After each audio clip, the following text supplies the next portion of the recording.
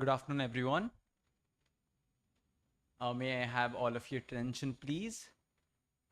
Good afternoon, everyone. Welcome to the valedictory session. First of all, hope you had a good lunch. Now, with immense pride and great privilege that I would like to extend a very warm welcome to each and every one of you to the valedictory ceremony of the 3rd AIU National Women's Student Parliament 2024-25. Over the past few days, we have witnessed an unparalleled confluence of intellect, dialogue, and vision shaping the trajectory of a Vikshit Bharat, an empowered and progressive nation. This assembly has been a crucible of transformative ideas, igniting the spirit of leadership and advocacy among young minds. As we draw the curtains on this magnificent journey, we take a moment to honor the stalwarts who have graced this platform and propelled our mission forward. Without further ado, let us welcome the luminaries who have joined us for this momentous occasion.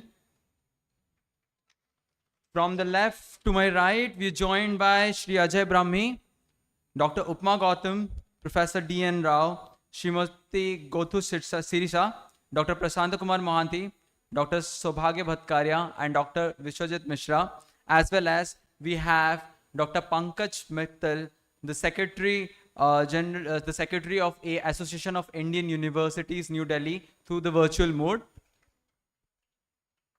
Can we have a round of applause, please, for our luminaries?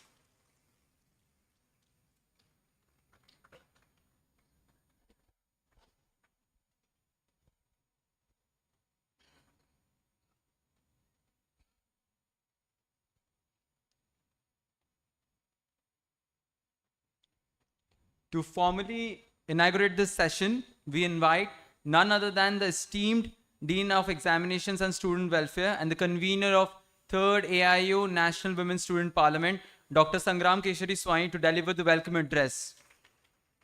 Please welcome him with a huge round of applause.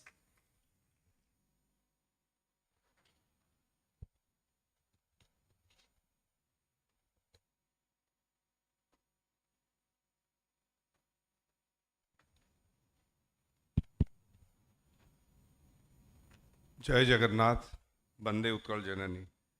Honorable Member of Legislative Assembly, Palasa, Andhra Pradesh, respected Vice President, sir, respected Chancellor, Centurion University, Andhra Pradesh, respected Pro Vice Chancellor, sir, esteemed jury members, respected Secretary General, Association of Indian Universities, respected President, Association of Indian Universities, joined in virtual mode. Dear participants, team managers from across the country, dear colleagues and students. As we come to the close of 3rd AIU National Women Student Parliament 2024-25, it fills my heart with immense pride and gratitude to see the energy, the passion and the incredible ideas that have flowed through our discussions over the past 3 days. From the very beginning, we have embarked on the transformative journey, one that sought to empower voices, shape futures, and create the blueprint for a Vikshit Bharat, a developed and inclusive India that thrives on equality, opportunity, and empowerment for all women. The theme of this year's Parliament, Empowering Voices, Shaping Futures, Vikshit Bharat, has resonated deeply throughout our sessions. It has reminded us that the future of India is in our hands, and the voices that have been heard here are not only important but are essential in driving the social, economic, and political change we envision.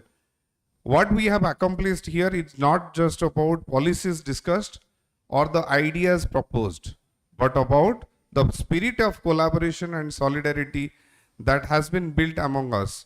We have fostered relationships, shared knowledges, and inspired each other to act with purpose and determination.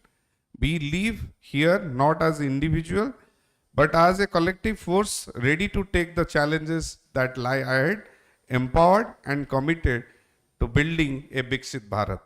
I extend my deepest gratitude and the motivation we have gained and carry them forward into our respective communities. Let us continue to lead by example, advocate for change, and inspire others to raise their voices for the collective good. The future is bright and it is ours to shape. Let us go forward, united in our mission, committed to empowering women and determined to contribute to the development of a stronger and more inclusive India.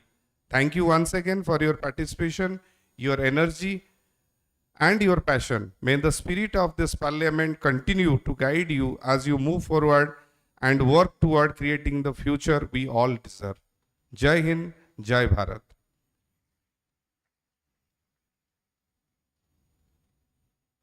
Thank you so much, sir.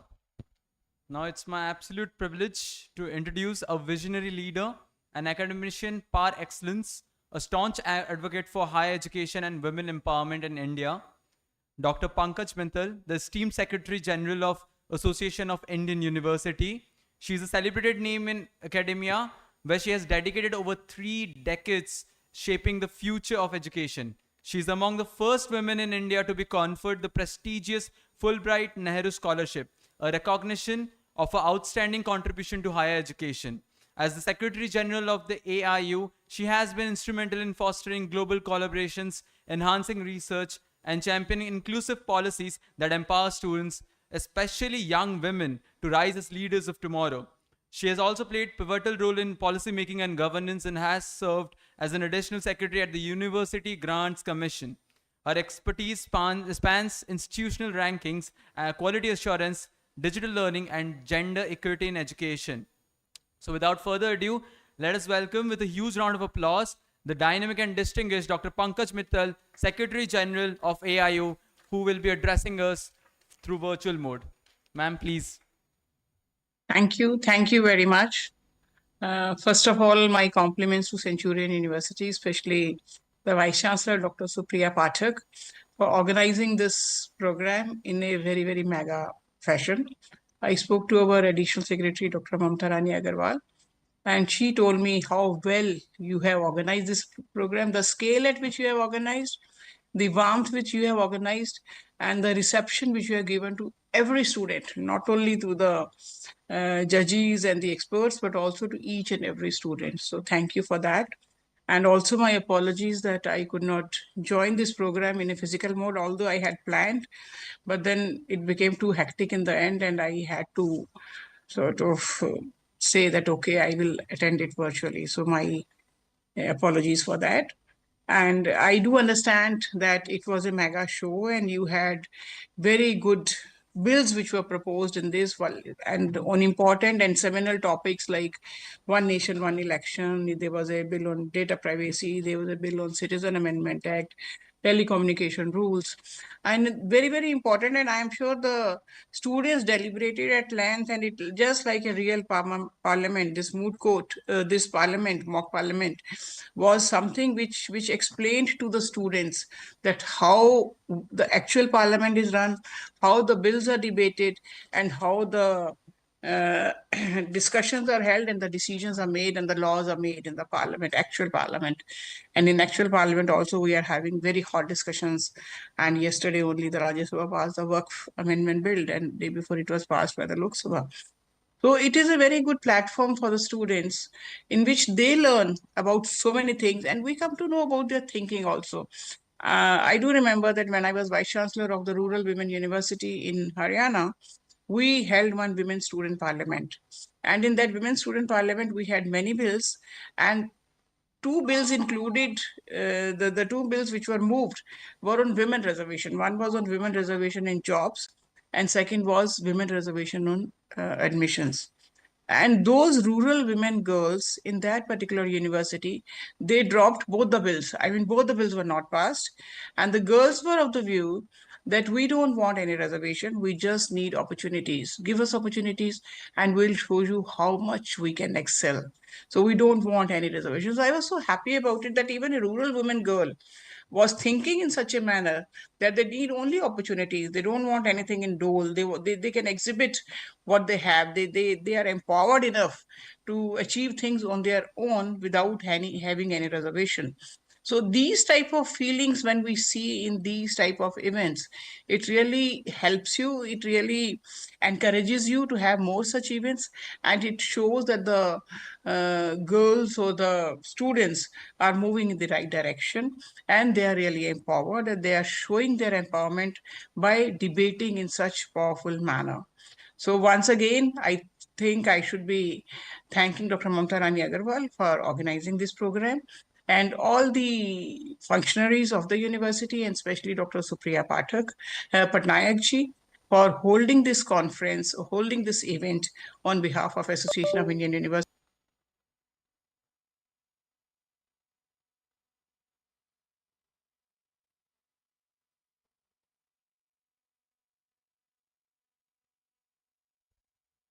Thank you so much, ma'am. We wish to see you in person, but unfortunately, we couldn't. Hoping to see you someday when we host again. Now, it's sorry. Oh, she's back. It's apologies.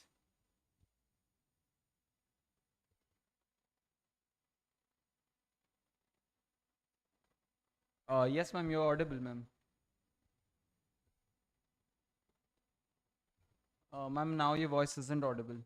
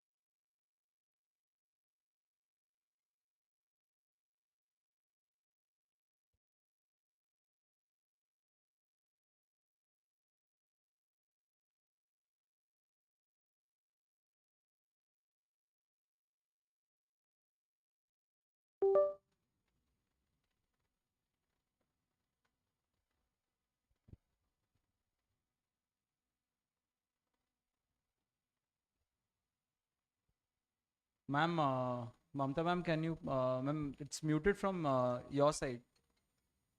Ma'am is calling. Could you hear my address? Yes, ma'am. Yes, ma'am. It was audible, ma'am. Okay, it was audible. So now you would be inviting the president here, you know?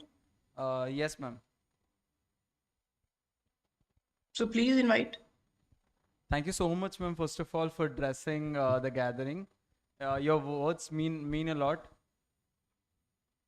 Now I'd like to introduce the esteemed academician and a visionary leader, Professor Vinay Kumar Pathak, the President of Association of Indian Universities, as well as the Vice Chancellor of Chhatrapati Shahuji Maharaj University, Kanpur. With over 28 years of experience in academia, Professor Pathak has held key leadership roles across multiple universities. He's a graduate from HBTU Kanpur and has earned his MTech degree from IIT Kharagpur and a PhD in computer science. His expertise spans research, digital education, and policy implementation, significantly impacting higher education in India. In April 2024, he was appointed the 103rd president of AIU, a position previously held by stalwarts like Dr. S. Radhakrishnan, and under his leadership, CSJMU achieved the NAC A+ accreditation with an impressive CGPA of 3.57. Now, with such amount of accolades attached to his career, please join me in welcoming Professor Vinay Kumar Pathak, the esteemed president of the Association of Indian Universities. So please kindly address the gathering. Thank you very much for calling me and giving me this opportunity at the Women Student Parliament 24-25, Empowering Voices, Shaping Futures for Vikshit Bharat, at Centurion University in Odisha.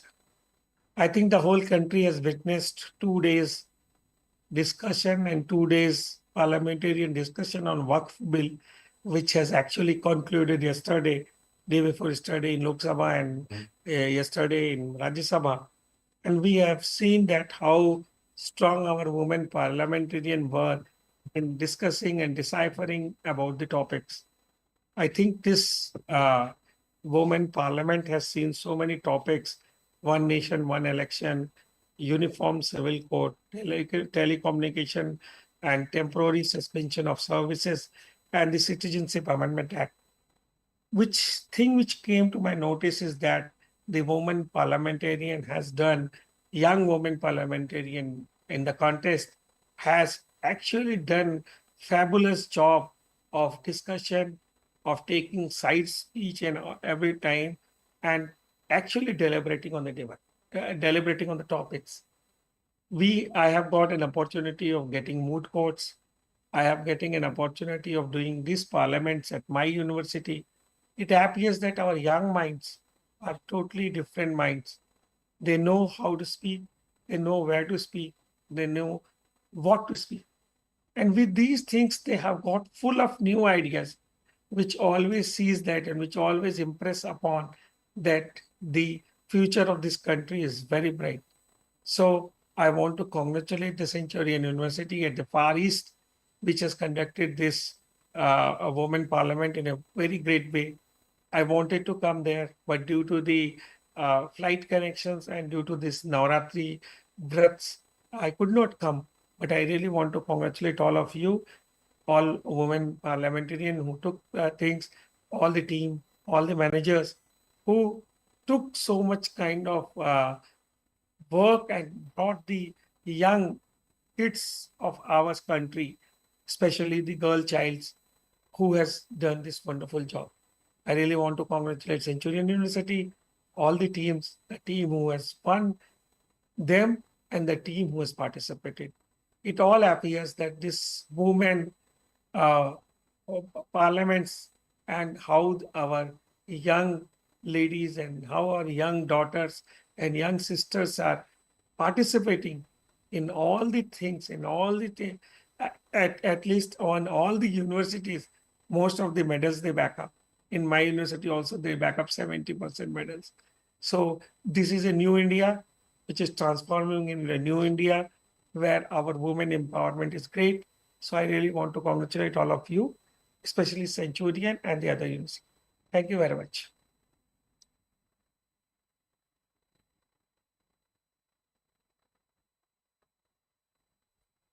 Thank you so much, sir, for your prudent perspectives.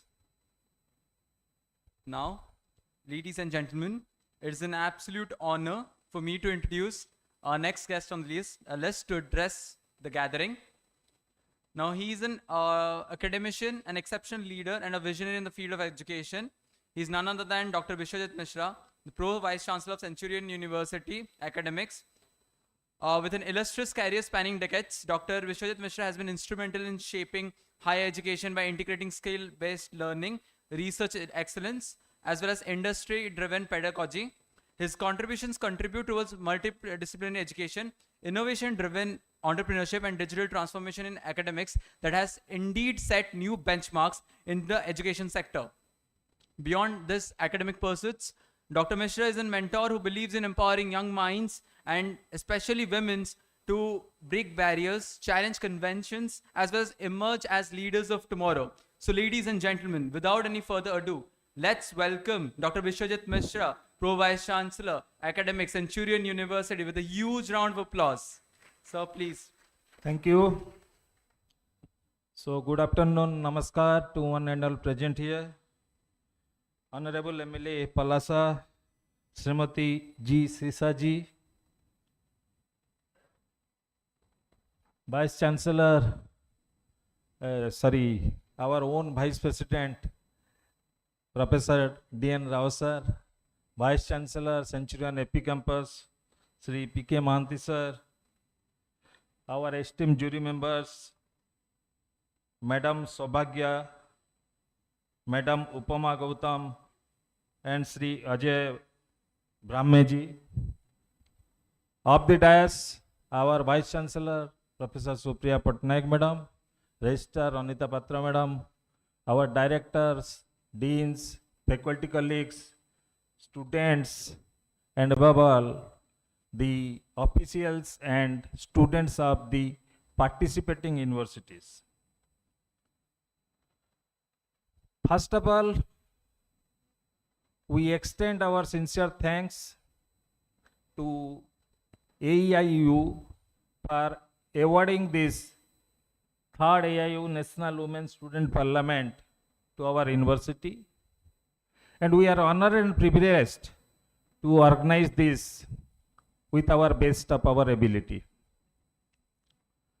We equally extend our thanks to the participating universities who have come over here, participated, and make this event successful. Atithi Devo Bhava. And we have tried our best to organize this event in a gala way. Obviously, lot of credits goes to our faculty members, staff members, and student volunteers for that. A big round of applause to all of them. Your feedback is paramount for us, and definitely with your feedback we will move to our next level. Such type of event is a platform for the students, for the youths to take the leadership role. They showcase their oratory skill, their leadership skill in this platform, and I hope that in the days to come we will have such young leaders who are participating here will be representing their state and the nation. All the best to all of you. Thank you.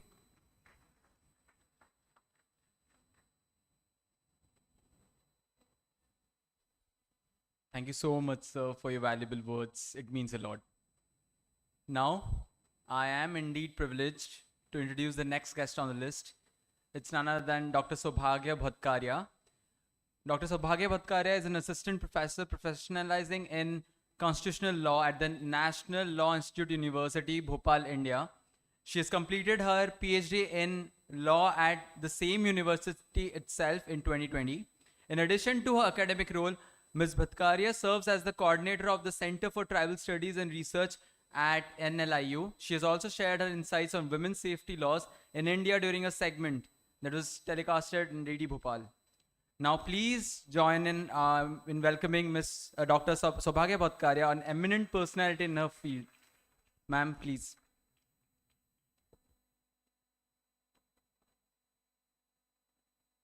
Good evening all. Respected members on the dais and off the dais, my dear students, participants, and their team members. It has been a privilege to be a part of this learning throughout the sessions, right from the prelims, the quarterfinals, the finals, till the finals. We had seen every one of us listening, speaking, had grew together. That is what is the purpose of education. Coming from a professional university, I always took pride in, organizing and doing professional things, what is good for lawyers. But here I had learned what is good for humans. I thank Centurion University and AIU to give me this opportunity to come and visit this university and learn and evolve as a human. How, as the address by the President, sir, the other day, was how much value addition we are doing to the society, to the Mother Earth. Now, this is something which I had learned and I always tried to do, but now onwards I'll strive more to do it in my own manner. Thank you so much for being a beautiful host, very warm, members of the faculty, Vice Chancellor ma'am, Registrar ma'am. They had never made us feel that we are somewhere outside our comfort zone. It has become my comfort zone for the last 3 days. Thank you so much for this opportunity. All the best and God bless you all.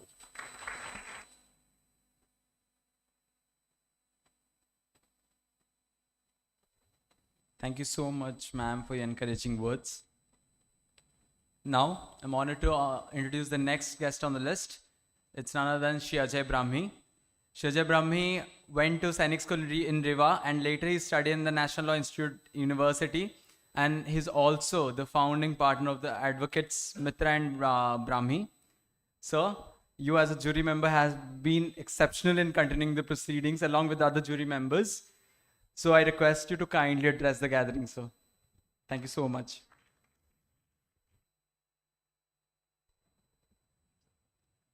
Thank you so much for giving me this opportunity to say a few words. To be honest, and I'm being very, very frank. See, since I'm a lawyer and lawyers थोड़े से materialist होते हैं, तो मैं बोला यार ये इसके लिए तो मुझे बोला ही नहीं गया था, अब बिना पैसे के मैं कैसे बोलूँगा?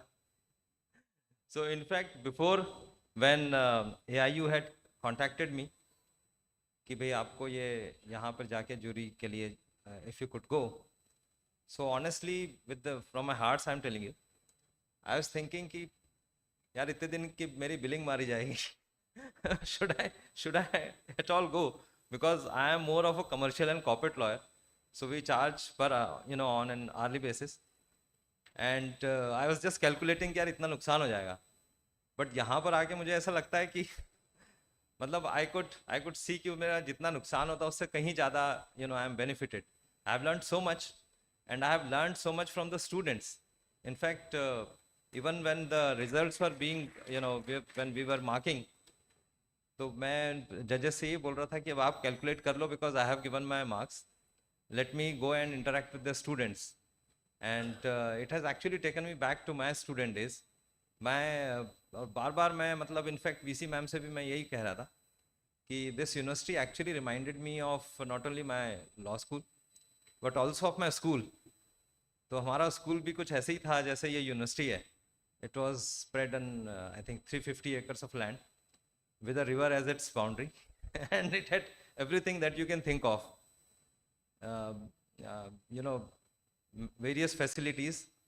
और उस समय में ये सैनिक स्कूल्स मतलब बड़े शायद अभी भी उतने ही अच्छे माने जाते हैं. तो I was fortunate to have studied in such places and when I came to this university तो मुझे ये लगा कि जो रियल पर्पस ऑफ एजुकेशन होता है वो and this is not me but Nehru ji and Krishna Menon at that time they had envisaged that the purpose of real education is to actually empower the masses and also to give education to people who are in the rural areas, who come from say lower middle class background also, and also from smaller say towns.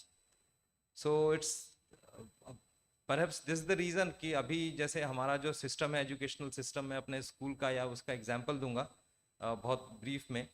अगर आप schooling because आप सभी अब college में पहुंच गए तो schooling सभी करके आए तो जो the kind of education system which they had introduced was that on the top perhaps you would know एक RIMC होता है राष्ट्रीय इंडियन मिलिट्री कॉलेज. उसकी फैसिलिटीज़ दून कॉलेज से ज़्यादा अच्छी हैं वेरस दून जो है मतलब उसमें फीस ये वो सब कुछ बहुत अच्छा है and it was meant for very rich people. That's what we used to think. तो people of Doon would go to RIMC क्योंकि वहाँ फैसिलिटीज़ ज़्यादा हैं. उसके नीचे अगर आप आएँ तो मिलिट्री स्कूल्स होते हैं. सो देर आर 5-6 मिलिट्री स्कूल्स. फिर और अगर आप देखोगे तो सैनिक स्कूल्स होते हैं. सो देर are 18 Sainik schools at my time. Now I think they are 30 or something. फिर और आ जाओ तो Kendriya Vidyalaya, then you have Navodaya and these kind of things. So the idea behind this education system was कि अभी तक जो दून में पढ़ रहे थे या जो दोस्त who used to go to Harrow जैसे कि नेहरू जी गए थे, so he wanted to bring in that kind of a system to this country. So अभी गांव से भी जो लोग आते हैं, मतलब मैं खुद ही एक स्मॉल तहसील का से आया हूँ और हालांकि मैं कोई इतना बड़ा अचीवर नहीं हूँ. So I will give someone else's example. अभी जो करंट जनरल हैं और एडमिरल हैं, they are both from my school. So the admiral didn't know ABCD also. Actually, वो बुक को उल्टा रख के पढ़ते थे जब वो 6th में आए थे. मतलब he has told me in as many words. Then same was the case with general also. Now they are at the top. Likewise governor हैं हमारे अरुणाचल के, वो भी एक रूरल प्लेस से ही आए थे. तो इस तरह से अगर आप जो रूरल प्लेस के इंसान जो है वहाँ जाके, या वाइस प्रेसिडेंट हैं जो अभी इंडिया का, वो भी एक रूरल प्लेस से आया, he is also from Sainik school. तो जो रूरल प्लेस से आके, and those who are from lower middle class, like I don't have any qualms in saying that perhaps I belong to a lower middle class, I came from that. And now, you know, there has been an upward mobility of whosoever joins these kind of institutions. And एक भी कोई बच्चा अगर पढ़ता है तो at least 3-4 generation का वो ध्यान रख लेता है. जैसे कि अगर सपोज मैं हूँ या जो और भी स्कूल के हैं, तो वो अपने पेरेंट्स का तो ध्यान रखती हैं, because the kind of education जो आपकी क्वालिटी ऑफ एजुकेशन जो वहाँ देते हैं, या आप टीचर्स में भी हम अपना पेरेंट्स देखते थे, जैसे यहाँ पे भी आई एम श्योर वैसे ही होगा. तो हमारे जो टीचर्स होते थे वो मतलब जो एकदम बिल्कुल जैसे पेरेंट्स होते हैं उनकी, और टीचर्स की तो चलो, जो जैसे कि वहाँ पे मेल अगर टीचर्स हैं कोई, तो जॉब उनकी थी, बट उनकी वाइफ्स भी आके हमको सब सिखाते थे. They were not serving. So that was the kind of atmosphere. Exactly same चीज़ मैंने यहाँ पे देखी, और मुझे इतना अच्छा लगा सेंचुरियन यूनिवर्सिटी में आके कि आप मतलब यहाँ के जो, अब इसका फायदा क्या है कि not only those students who are working with you, who are studying in your university, but even the ecosystem, the entire village, entire area, वो सबको बेनिफिट होता है. Employment opportunities are generated. फिर जो यहाँ पर आके भी काम कर रहे हैं, बिकॉज अभी मुझे पता लगा कि यहाँ पे जो कुछ कुछ चीज़ आप बनाते हो तो they are also sold outside. Now that gives you, that makes it a self-sustainable kind of a model. Now this is the real purpose of education जो आप लोग कर रहे हैं. Honestly मुझे पता भी नहीं था यहाँ आने के पहले, या before AIU contacted me, कि एक सेंचुरियन यूनिवर्सिटी भी है. I'll confess. बट यहाँ पर आके मुझे पता लगा कि यार परहैप्स मेरा जनरल नॉलेज ही कमजोर था कि मुझे ये मालूम नहीं था. और बाकी भी यूनिवर्सिटीज़ जो यहाँ पे आई हैं, मुझे बहुत सारे लोगों के बारे में मालूम नहीं था. I'll confess. यहाँ पर आके मुझे समझ में आया कि यू आर डूइंग सच अ बहुत बहुत ज़्यादा अच्छा कर रहे हो आप लोग जो स्टूडेंट्स हो. मैं इतना अच्छा स्टूडेंट नहीं था आपके जैसे. Not did I have that kind of confidence. Perhaps आज भी मेरे अंदर इतना कॉन्फिडेंस नहीं है जितना आप कॉन्फिडेंटली आप लोग ने अपना जो भी आपका सब्जेक्ट था, जो भी आपको दिया था, you are presenting that subject. और जो सेमीफाइनल या फाइनल तक भी पहुँचे, उसके अलावा भी जो शुरू में भी जो अपना प्रेजेंट कर रहे थे, तो sitting over there actually we used to think amongst the जजेस कि यार ये सुषमा स्वराज है, and she would speak like say Vajpayee. There was somebody जो मैं बोला यार वाजपेयी की जैसे बोलती है. So you know there were these kind of students who are so good. तो I think future is bright. यही मुझे लगता है कि इंडिया का जो फ्यूचर है वो एक it's in actually safe hands, and lots of you know many of you have huge potential. और आप लीडरशिप अपनी लीडरशिप फील्ड में आगे बढ़ो, because you know one could sense कि आप कुछ अच्छा आप कर सकते हो. एंड पब्लिक स्पीकिंग वगैरह में I think you will do wonders. और बाकी बहुत सारे I think we were surprised that lots of speakers who were speaking on the subject of law, they were not lawyers, they were not law students. That was something which, मतलब मैं पूछता था कि आप लॉयर्स हो, तो you know I would come to know कि वो वो लॉ स्टूडेंट्स नहीं है. So that was something which was really I think amazing, कि आप कितने अच्छे से उसको ग्रास्प करके आप अपना चीज़ को प्रेजेंट कर पा रहे हो. तो लॉ में भी वैसे ही होता है कि अभी हमको कोई भी सब्जेक्ट दे दो, मेडिकल भी दे दो, तो हम will be able to present a case कि कैसे होगा. So no that's the kind of training. Now that training you already have. तो अभी और आप उसको कितना होन कर सकते हो अपने स्किल्स को, दैट इज समथिंग विच मतलब I have learned a lot being with you, and you youngsters have taught us a lot, and thanks for all those things. And thank you to the university. Thank you so much.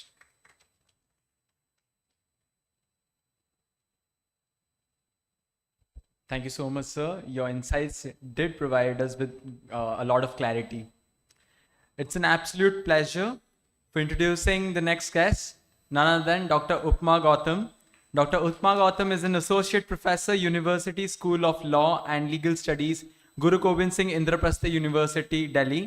She is also the founding General Secretary, Asian Association of Law Professors, and the association is a consortium of institutions and professors from around the world connected with Asia. Over the span of extensive teaching career of more than 16 years, Dr. Gautam has been a visiting guest faculty as well as in the most distinguished institute in this country. So continuing in the same motion, ma'am, I kindly request you to come up and address the gathering.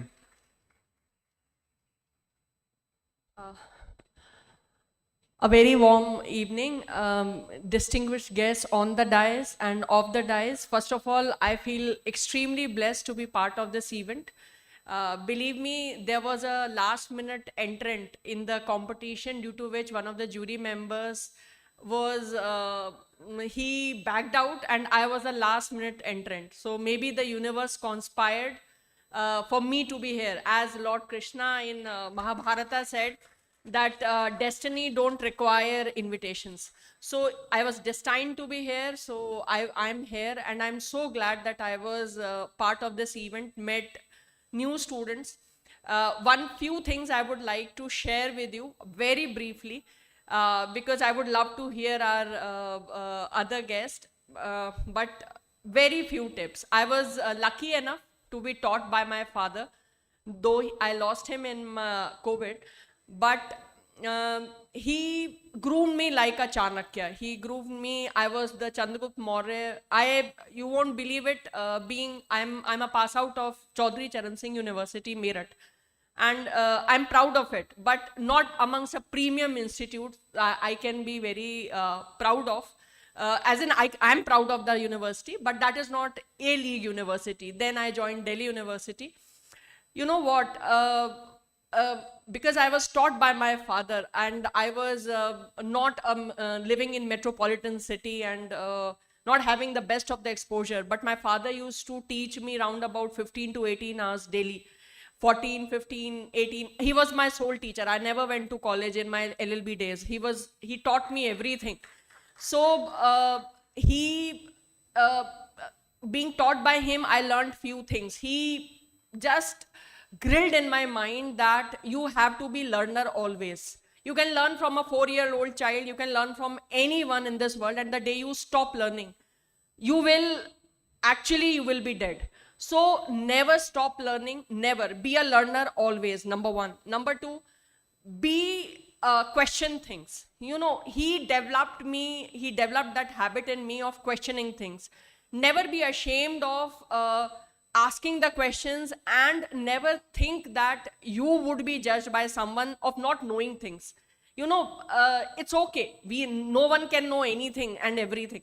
So I am not ashamed of and believe me, if my students make me to go back home and open my books again, that is how I have evolved. So I tell my students that you are my biggest teachers. And apart from my father, my students have taught me the law and the teacher I am today. So never stop questioning and never ever be ashamed of not knowing something. Not asking is problematic, but it's okay. No one can know anything.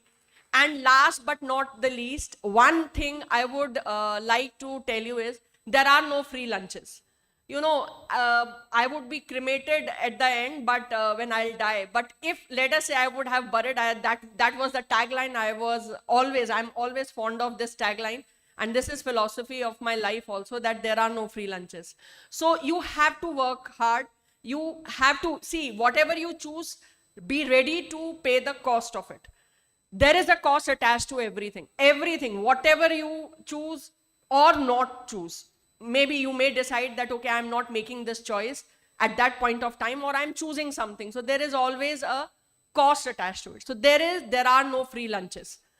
And believe me, and again, one more thing you should always remember, I'm a complete believer of someone sitting above me and holding me always. So have faith. It might be anyone. Have that anchor in your life. Maybe your parents, yes, parents are the biggest anchor. It may be anybody, and last but not the least, it's Almighty. So have faith in yourself, and I'm so happy seeing all of you and listening to you for the last 3 days. And believe me, again, you have made me a better person. Thank you.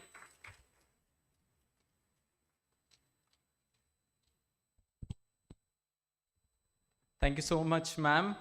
Your views would be instrumental in shaping our approach for sure. Now, it's my honor to introduce the next guest who would be addressing the gathering. He is Dr. Prashant Kumar Mahanti, the Vice Chancellor of Centurion University of Technology and Management, Andhra Pradesh. He has a background in electronics and communication engineering, has an MBA as well as PhD in supply chain management, and has an experience in teaching academic administration and corporate relations. Now, sir, I would like to kindly address the gathering.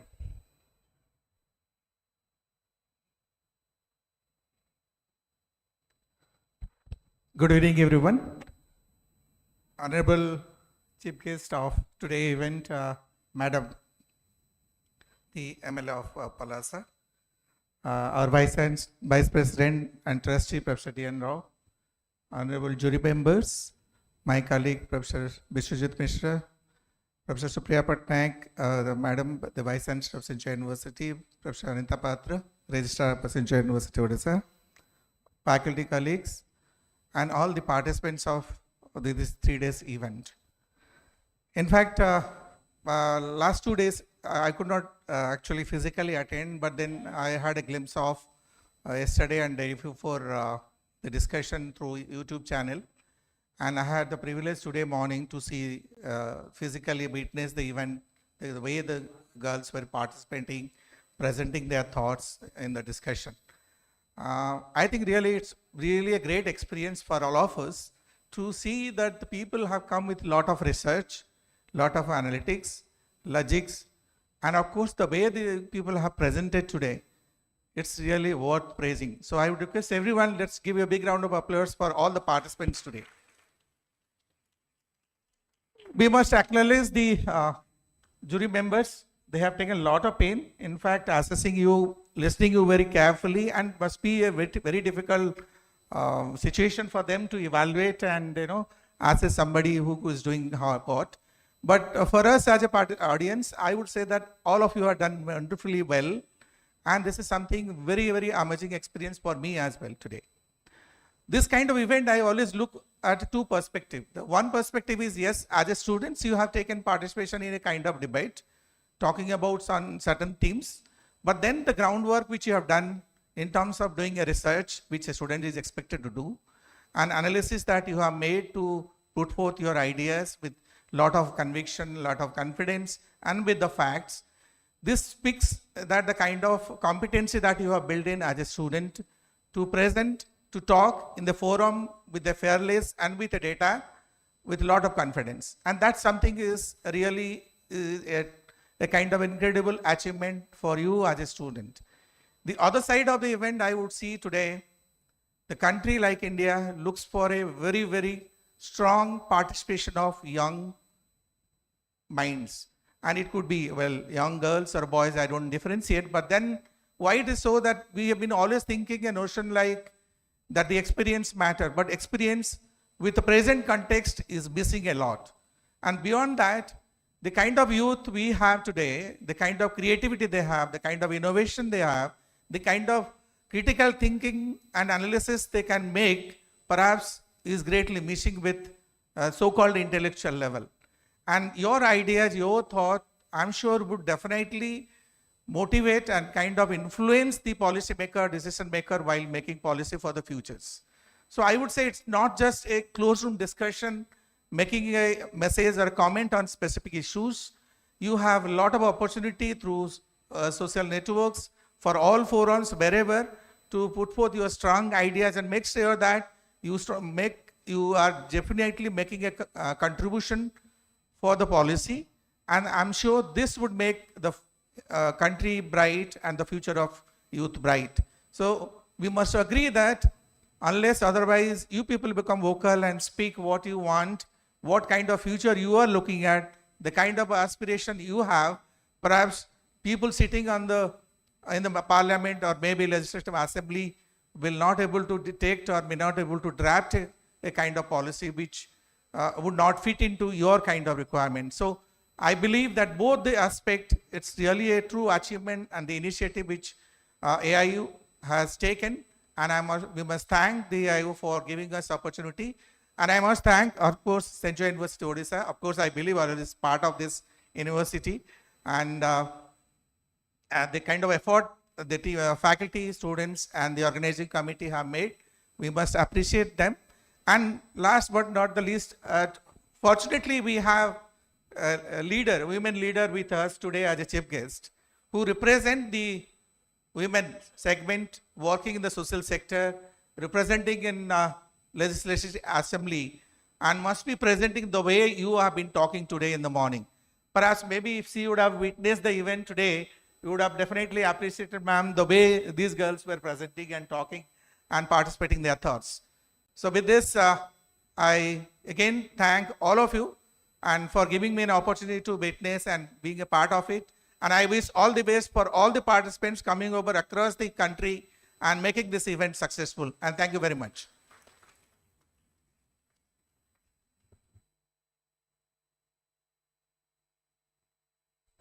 Thank you so much, sir, for your valuable inputs. Now, it's an honor to introduce the visionary leader who also happens to be the next guest on the list. It's none other than Professor D.N. Rao, the Vice President of Centurion University of Technology and Management. Professor D.N. Rao is a graduate from Osmania University and the Indian Institute of Management, Kolkata. And his journey took a defining turn in 1989 when he joined the Young Professionals Program in Kadhandi, Odisha.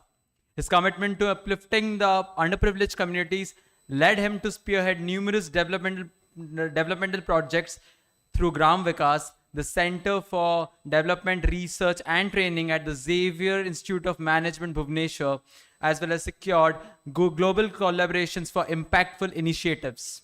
Now, his expertise, however, extends way beyond academia, and he has consulted for the Department for International Development, as well as the United States Agency for International Development, as well as the World Bank. Now, sir, it's an absolute honor to invite you and to kindly address the gathering. So please.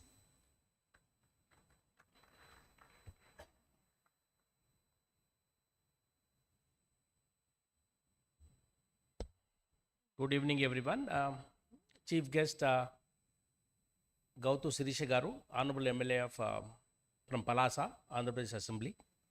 The jury members, my colleagues Dr. Mohanty and Dr. Mishra and Supriya and Anita, and all the delegates from various parts of India, the universities, the faculty members who have come along with them, and my own faculty members here, and the president and secretary of AIU who were there before. A warm welcome to you all. Unfortunately, I could not be there for the inaugural because I had some family function. Before I actually get into talking, I would like to introduce Madam Chief Guest today. For some of us who are from Andhra, that word Gautu itself will mean a lot. Okay, Gautu Sirisha, her surname, because she is the granddaughter of Sardar Gautulachanna. And as you can see, that word Sardar itself implies what kind of a leader he was. So her family, it's the 12th time somebody is an MLA from the family, though it's her first time. Her grandfather was, I think, ma'am, 5 times. And your father was 6 times, right? Okay, so I mean, you can imagine in today's competitive politics, for some family or anybody to win 12 times, right?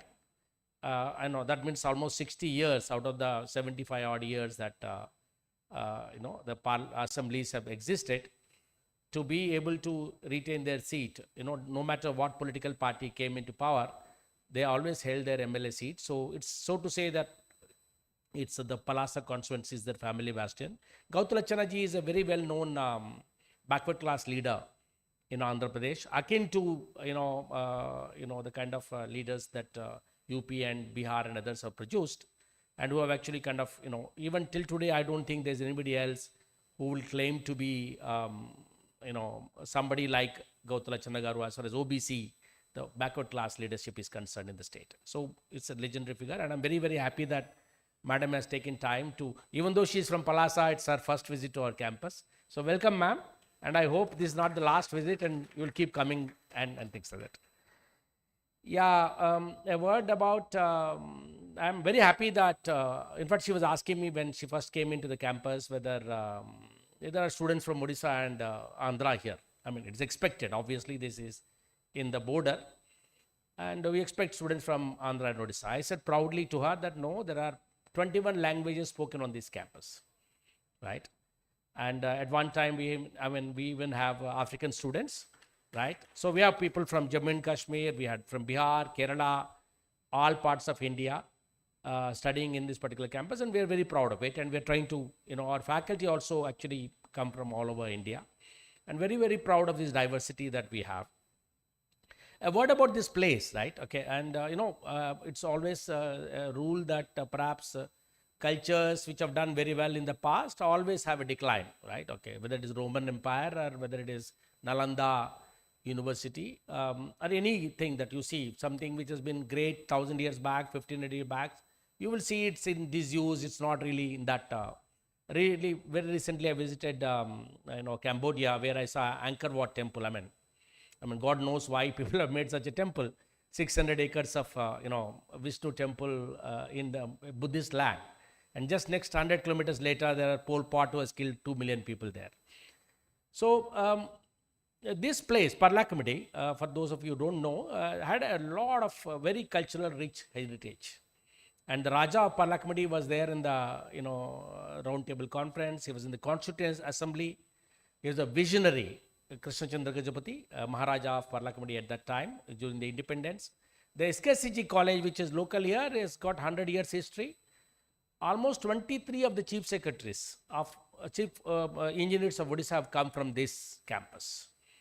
Almost every chief secretary till, you name any IAS officer who's from Odisha, who has, let's say, till 2000 or whatever, would have studied part of their degree in SKCG, college, Paralakhemundi. Of course, if you look at the town now, it doesn't look like that, but, it has a great history. And it's also in the, confluence of, a tribal culture, Sauras. As you go, anywhere within 40, 50 kilometers, you have the Saura land. Then you have the Kons on the Rayagada side.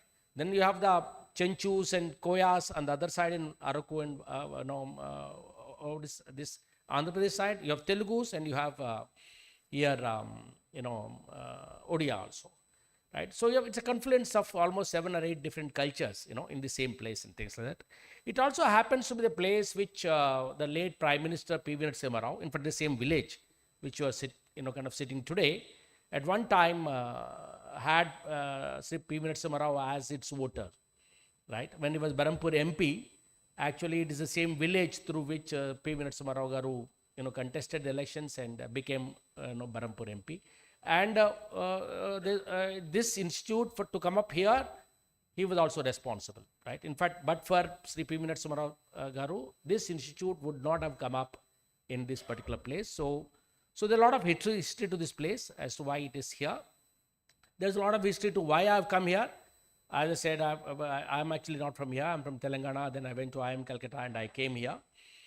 And because there were starvation deaths and we want to talk to people. And only thing I would like to share today, I came today into the hall and I saw lady tigers talking to each other, opposition and, aag laga diya aap logon ne. Right? Okay. And it's very unusual for us in this part. And Sirisha madam will also agree. Though Palasa and Mandasa also have a large history of resistance, right? In the 70s, there was a Naxalite movement, Kondapalli Sitaramaya, so protest was here. In these mountains, right? Okay, there was a police firing. Just 3 kilometers from here, 15 years back, 4 policemen were killed, Naxalites were killed, right? Okay, until about even 2012-15, this whole area was, considered as a leftist area. Incidentally, the best road we got on the main road is because of the Red Corridor, okay? In the Red Corridor project, when Chidambaramji started it, our road became bigger, okay? So we must I always thank the Naxalites for what they have done to this area, and at least they have put this in the map, global map, right? So thank you very much, because the reason is that, in fact, we call this Lahe Lahe land. What is Lahe Lahe land? In Assamese, I'm told Lahe Lahe means slow, slow, slow, right? And our Lahe Lahe land starts from Vizag, right? I'm actually from the burning land, Telangana, right? Okay, where Nalgonda and all, there are places which are burning, right? And the youth there are like, we call it like, it's hay which is in 50 degrees centigrade, about to burn. You just put one spark and the hay will burn. And from there, the hay comes here, it is full of water. You put any amount of fire here, only धुआं आएगा. Right? कुछ fire नहीं आएगा. Okay? So here, when I came first, it was a big thing. I used to talk 100 things and people will talk one word. It was so difficult for me to make people talk. Are koho, odiya re, ame koho, koho. Kon kichi koho. Something you say. Then in Kalhandi they say, ho aya Mahaprabhu, kon koyu aya. Ame aya kon koyu. Tu ya ka raja, means you are the king. Tu ya ka kahibu, you will say. Ame ka sunibu, we will hear. So tu ya ka Prabhu, tu ya ka raja, ame sunibu, tu ya ka koyu. You will say, we will listen. This was the paradigm of most of these places and things like that. And then here you see a bunch of young women, and kind of firing at each other and kind of, talking. It's a totally different kind of a paradigm that we are talking about. I would only like to say, why is women parliamentarism so important, right? Okay. It's still important even in 2025. I'll give you only 2 stories because I can talk till cows come home and you'll all miss your trains and flights, okay?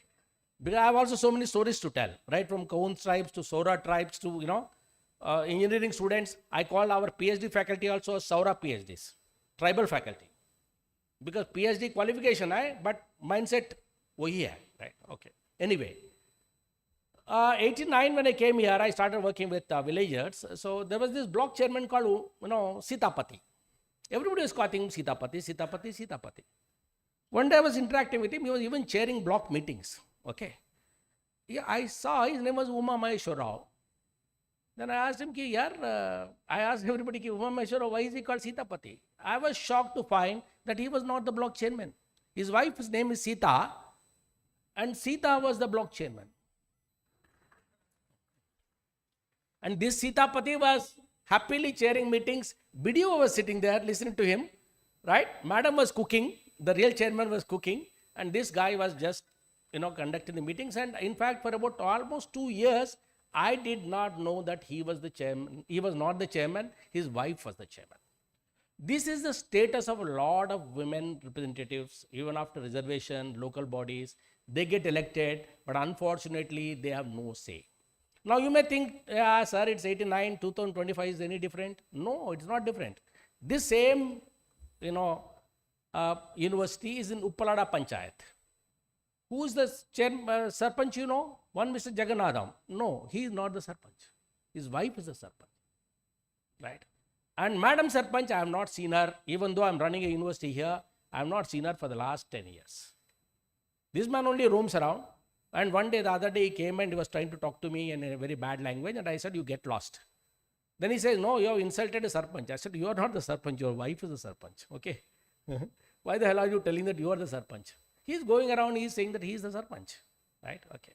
So even in 2025, you have, women who have been elected and are not able to kind of even say anything, not able to chair meetings, right? Husbands are chairing. There are cases in districts in India where the collector is sitting and the woman's husband is chairing the Jilla Parishad meetings. And the woman is not saying anything and the collector is also not able to say anything, right?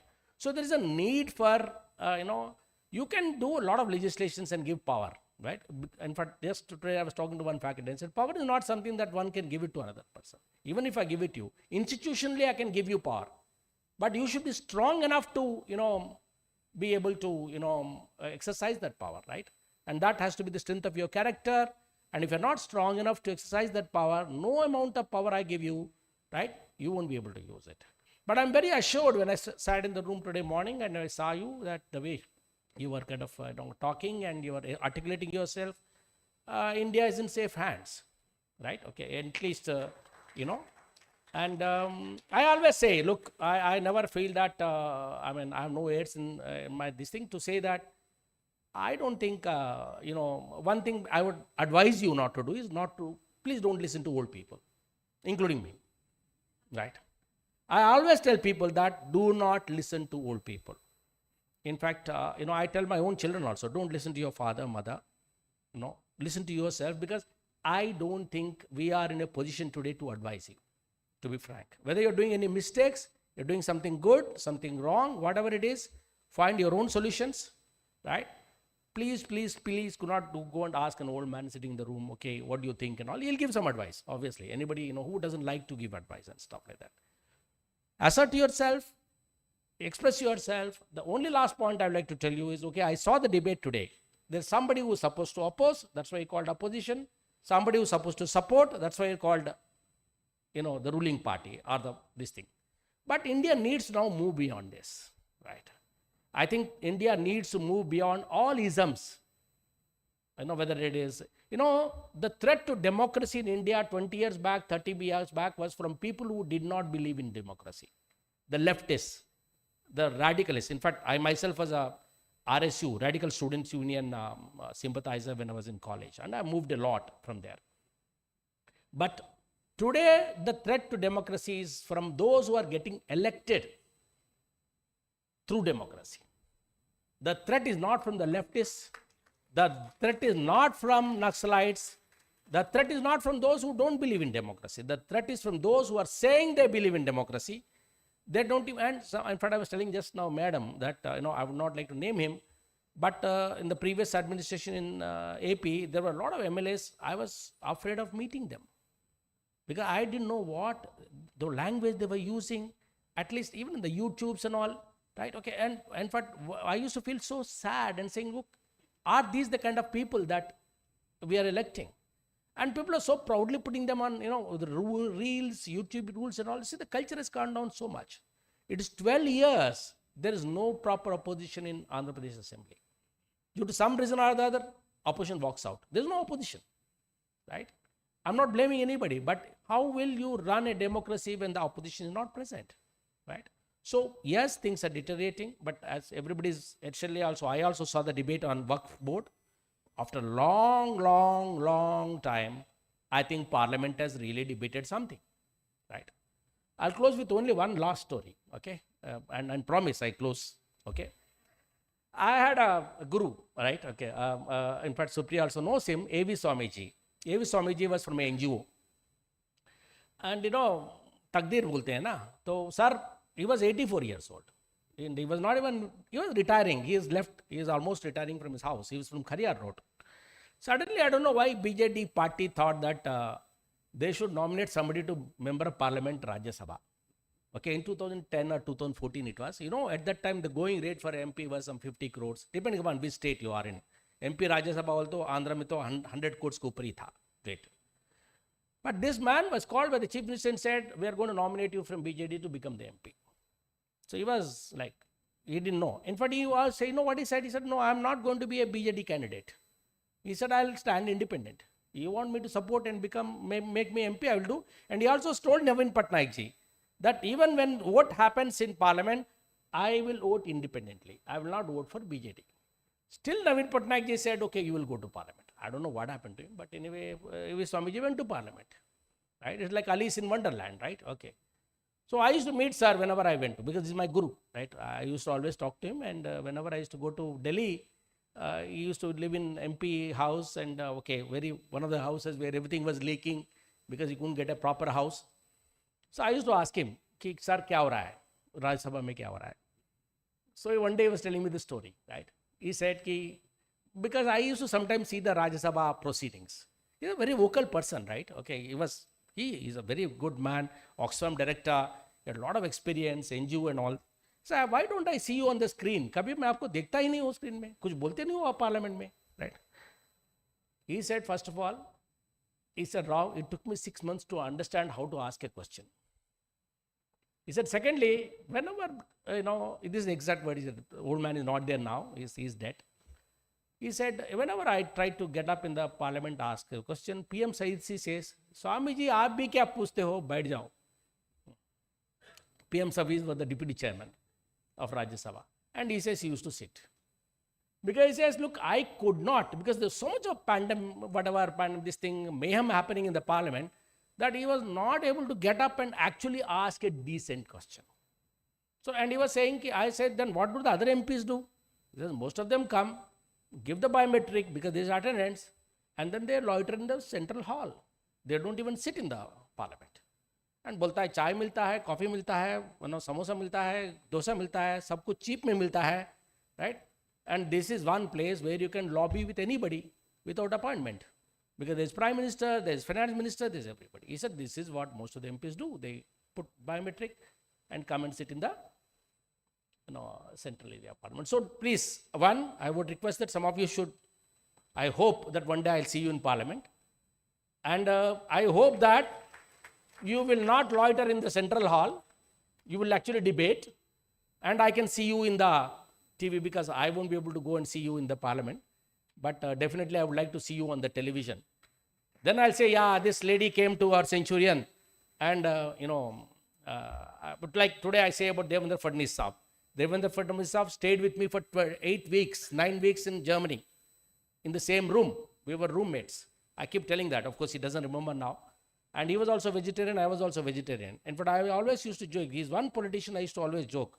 I said, how did you, I know why I never kept in touch with him. Had I known that he'll become chief minister, I would have kept in touch with him. I'm telling you frankly. He was mayor Nagpur. I never thought such a gentleman will ever survive in politics. He was such a gentleman. I was more badmash than him.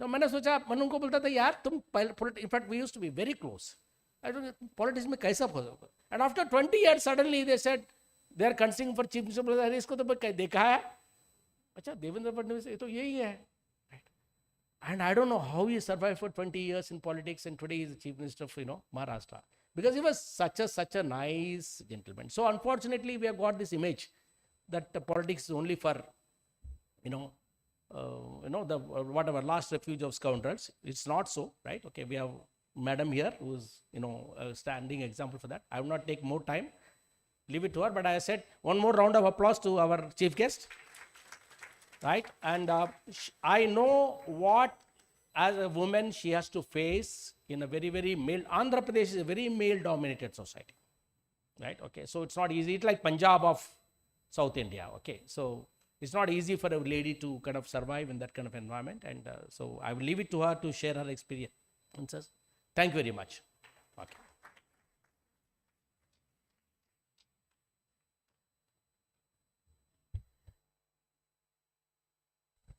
Thank you so much, sir, for your valuable words. I am privileged to introduce the chief guest of today. Request the Honorable Member of Legislative Assembly from Palasa, Andhra Pradesh, Srimati Gothu Sirisha. Srimati Gothu Sirisha was born in Palasa in the year 1980. She did her bachelor's degree in law at NBM Law College, which is affiliated with Andhra University in 2015. After BL, she did her master's in business administration in 1996 at Pyad College, also with Andhra University. In the year 2024, she won the Andhra Pradesh Legislative Assembly election for Palasa Assembly constituency, which was earlier represented by her father twice, and she is a first-time MLA from Palasa Assembly constituency of Srikakulam district. She is born to former minister Gothu Shamsundar Shivaji and is the granddaughter of freedom fighter Gothu Lachna. We now request the Honorable Member of Legislative Assembly from Palasa, Andhra Pradesh, Srimati Gothu Sirisha, to grace us with her invaluable address. Ma'am, please.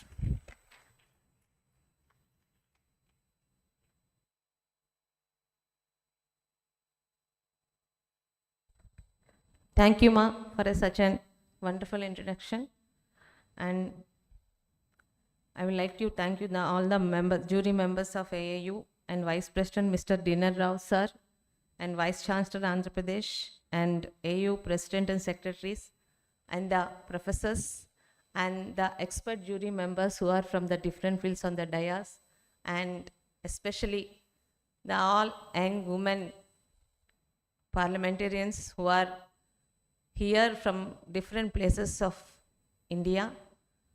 I'm really thankful to the invitation, sir, because before coming here, I thought it's just like a normal, just 5-minute speech I'll give and I'll go from the place.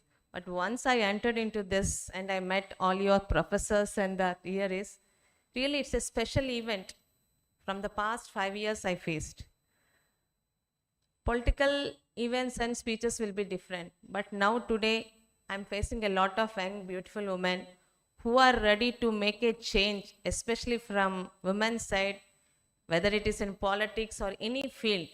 I'm really happy to be here. And Mr. D.N. Rao sir was saying something in Andhra Pradesh and all that. Of course, Once upon a time, it's been like that. Even after I entered into the politics, failure is the first step for me. In 2019, I contested from my father's place, but I didn't win. But it taught me a lot. The politics, the men around me, and a lot of situations made me strong, I can say that. Because I'm a very shyful person. Even I completed my BBM from Geetham, MBA from Anna University, and the same law from Anna University. I never been on the stage. I'm a very shyful person.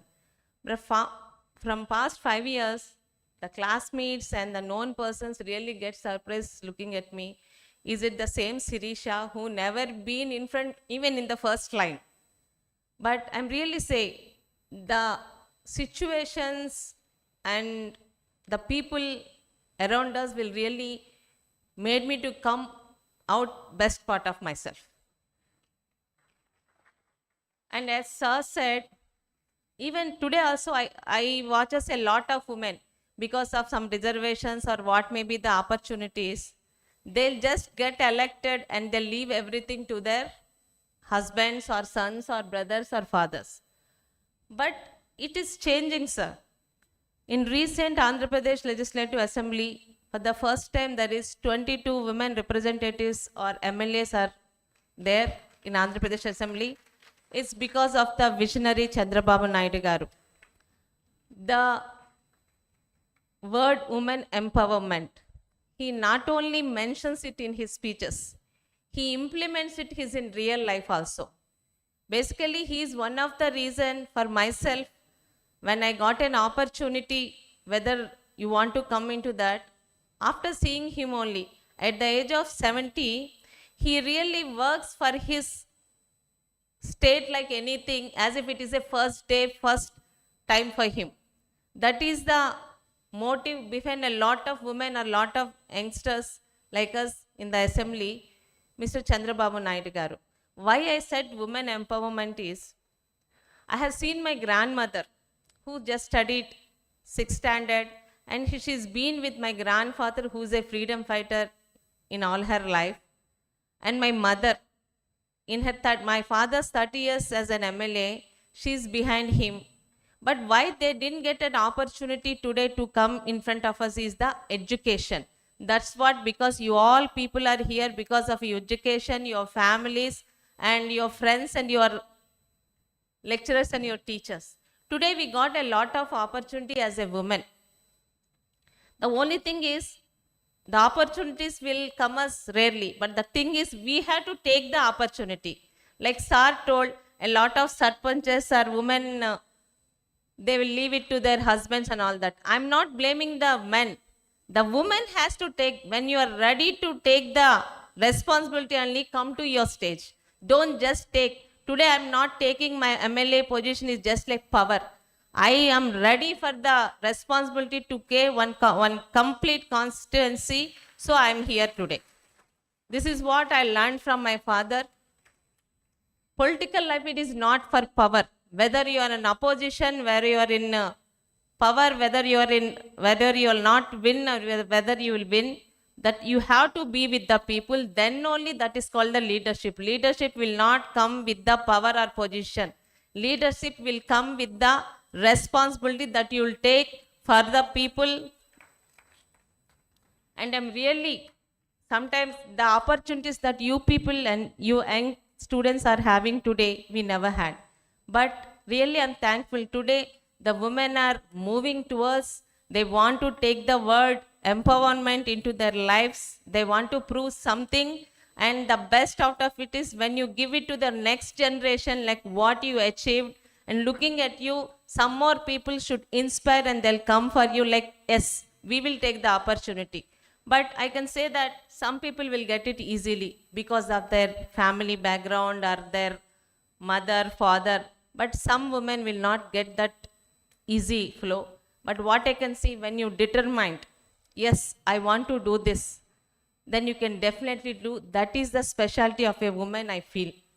And I'm really thankful, sir, because what I can say, a lot of young women parliamentarians really, when Madam was telling you should come at least 30 minutes before. You really missed a very good opportunity to listen very young students. Really, I missed that. But as sir said, this is my first time, but this will never be the last time, sir. The only thing I can say you is, please create opportunities, use the opportunities, and at least give the opportunities to your next generation that they should get inspired by you. My mother is like that, or my sister is like this, because the two strong pillar woman is in my life is my mother and my mother-in-law. My mother, who just studied 10th class, but today because I'm here is because of her.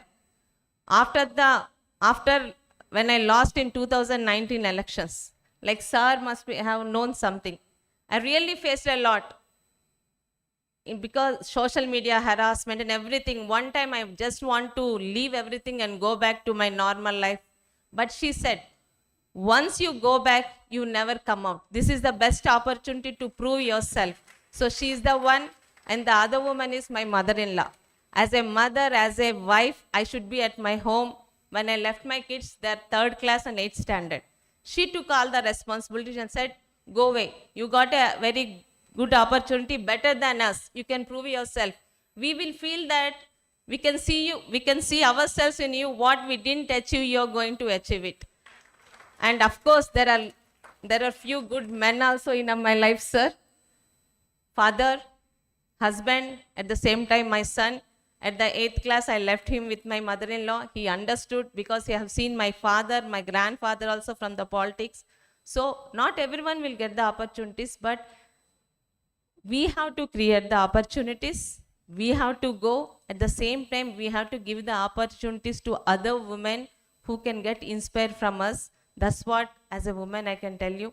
I'm really thankful for giving me this, the rarest opportunity of being with you and spending some time with you, listening good words from genius experts from different fields. Thank you, sir. Thank you once again.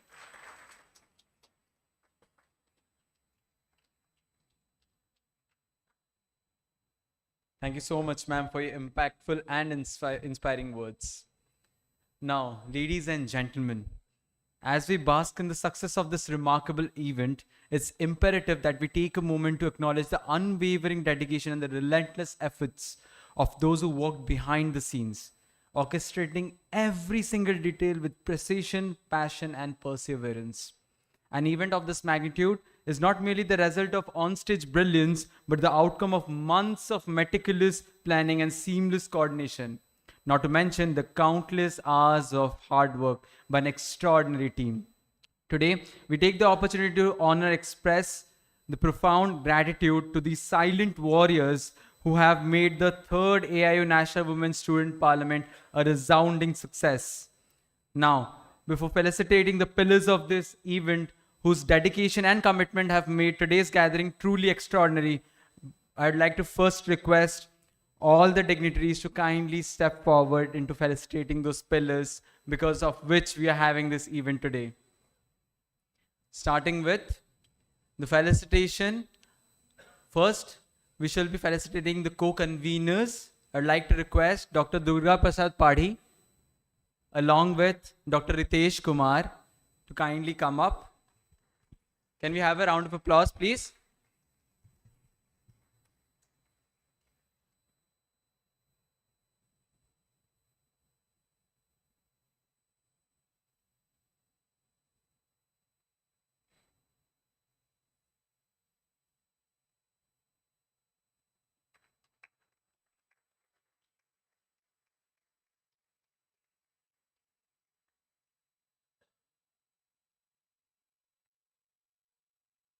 Now I also request the following members to come up to the stage.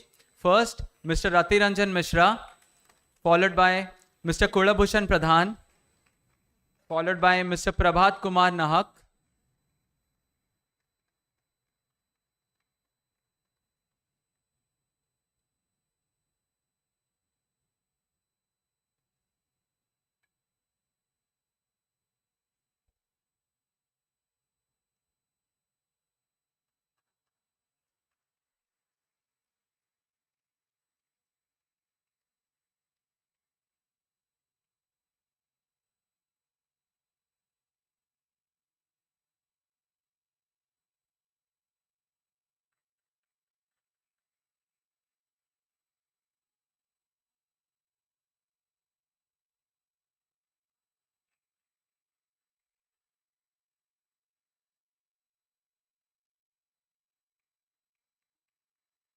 Next, we have Mr. Jagannath Panda,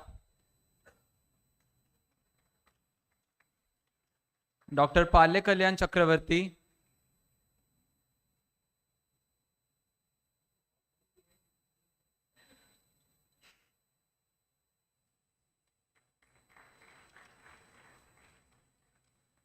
Dr. Sambit Swai,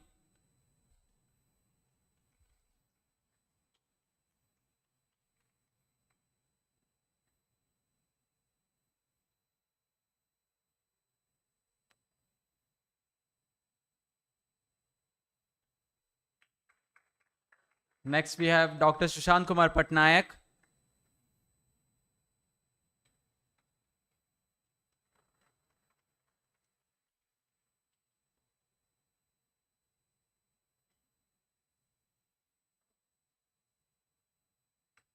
next we have Dr. Girish Prasad Rath, followed by Mr. Sambit Patra,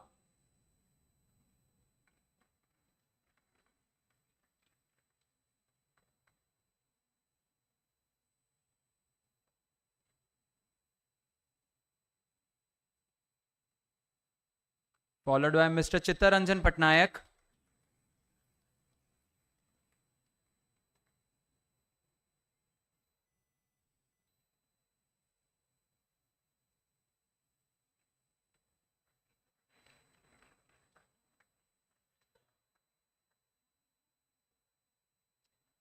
followed by Dr. Devendra Kumar Sahu,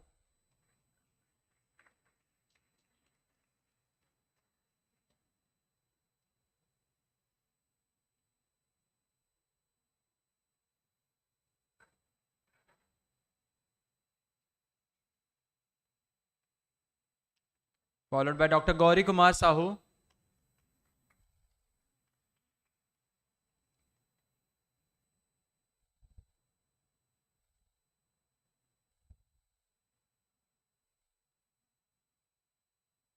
followed by Mr. Prashant Panda,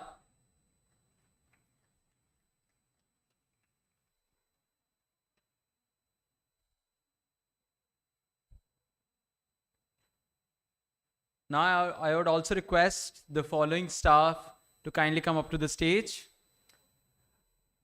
Prabhat Kumar Malik, T. Datendra Rao, B. Tejeswara Rao, Ranjit Singh, Anil Kumar Patra, Mr. Devraj Grahacharya, the finance manager,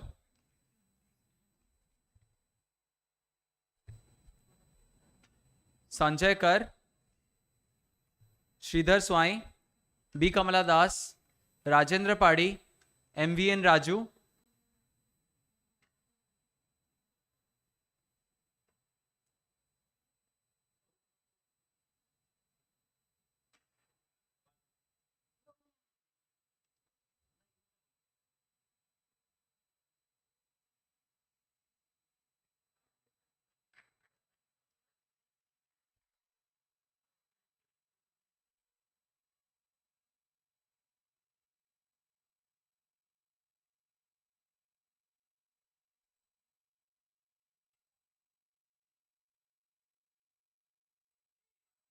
it's followed by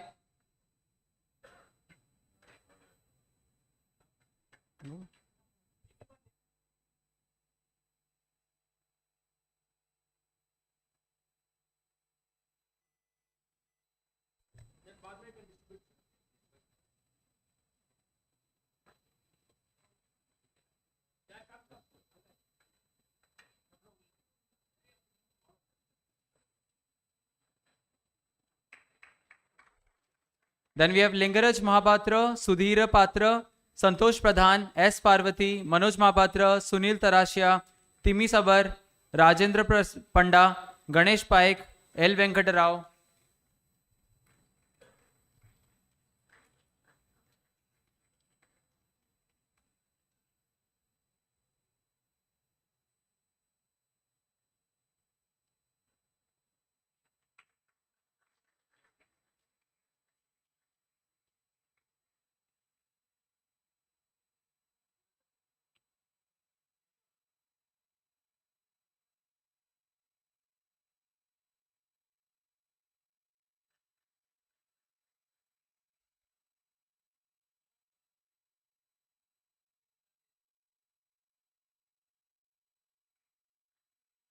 Then we have Shahid Jamil Rizvi, Venkateshwar Srivastav, Dilip Kumar Swai, Anil Malik, K. Krishna Rao, Salesh Bhuya, Lingaraj Mandal, Johnny Sabar, and Pradeep Gamanga.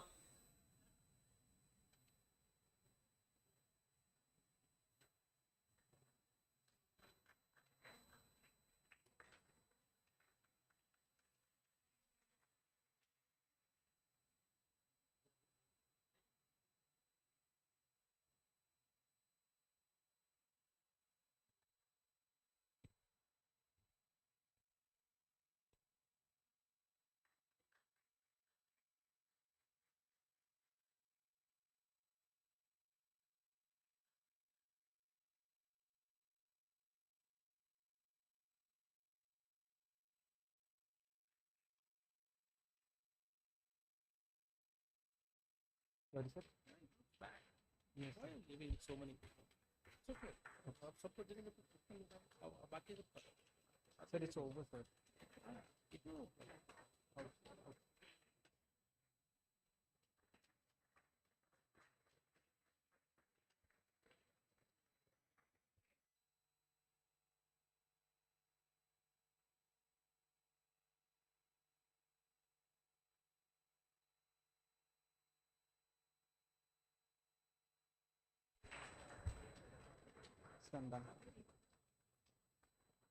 And now for the time you guys have been waiting for. For that, I'd be inviting the convener of the third AIU National Women Student Parliament, Dr. Sangram Keshari Swai, for revealing the thing that you've been waiting for, that is the prizes. So please.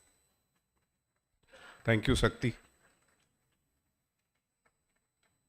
All of you are waiting for the prizes. So the first prize goes to, first prize means the first prize for the best whip of the house. Any guesses? It is Dia Tomar, lovely professional university.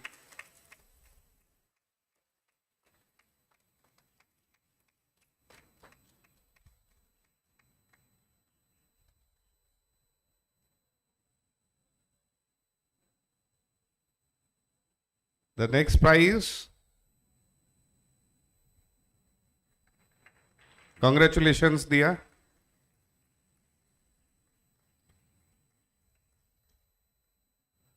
Next prize is Best Prime Minister of the House. Any guesses? Isa Srivastav, Jivaji University.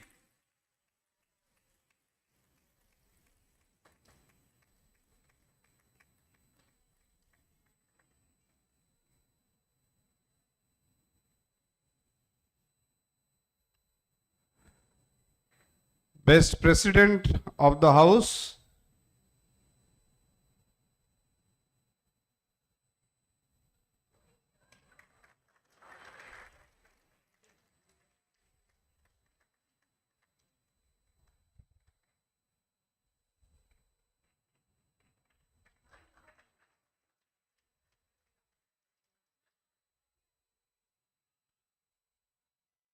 I request Madam Vice Chancellor and Madam Registrar to join on the stage.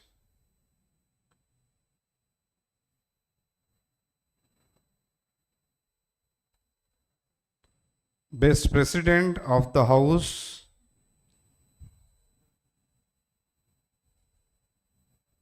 Oh, this is not completed, so.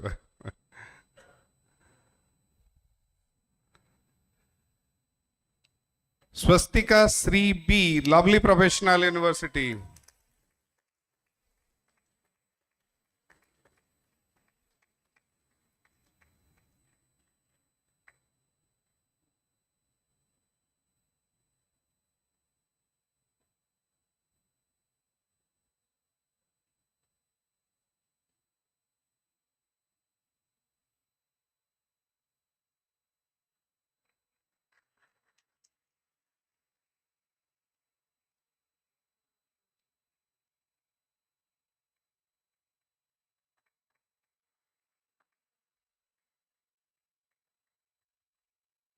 The next prize, Best Speaker of the House. Please once again, Diya Tomar, lovely professional university, the best speaker of the house.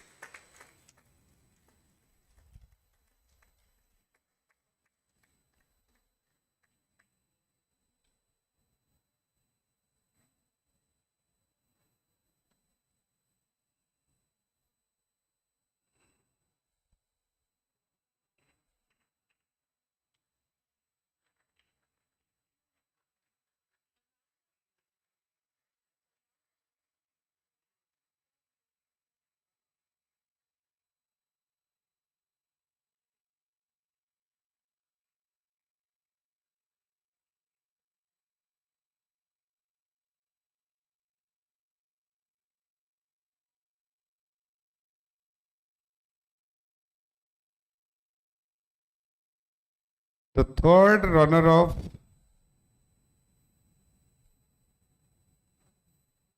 Sant Gadge Baba, Amravati University.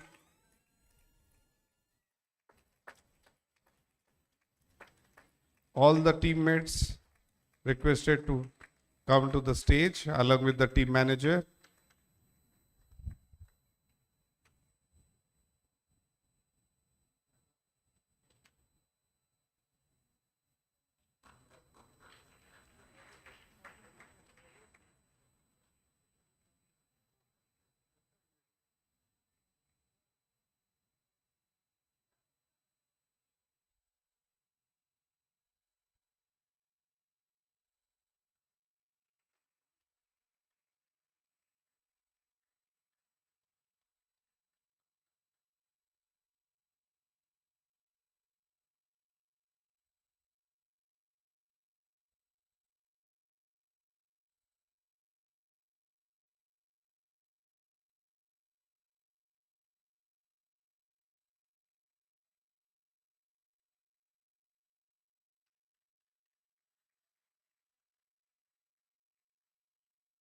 Congratulations. The second runner-up, Dr. Baba Saheb Ambedkar Open University.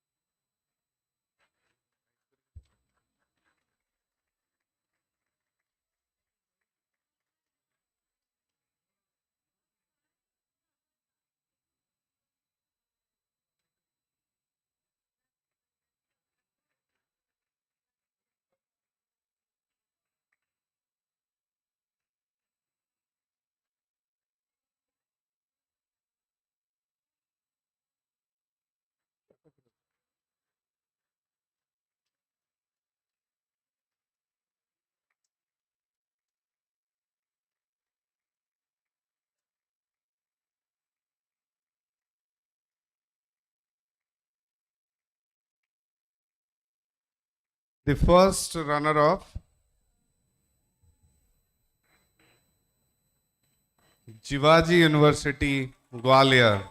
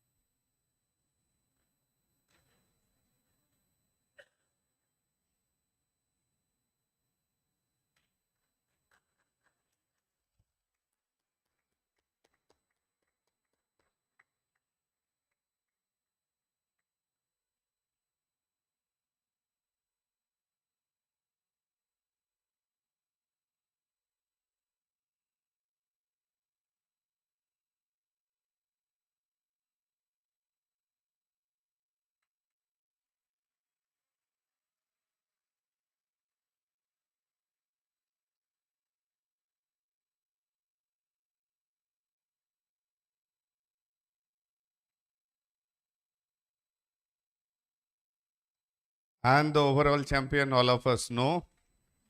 This is lovely professional university, the champion of 3rd National Women Student Parliament 2024-25. The lovely professional university. Many congratulations.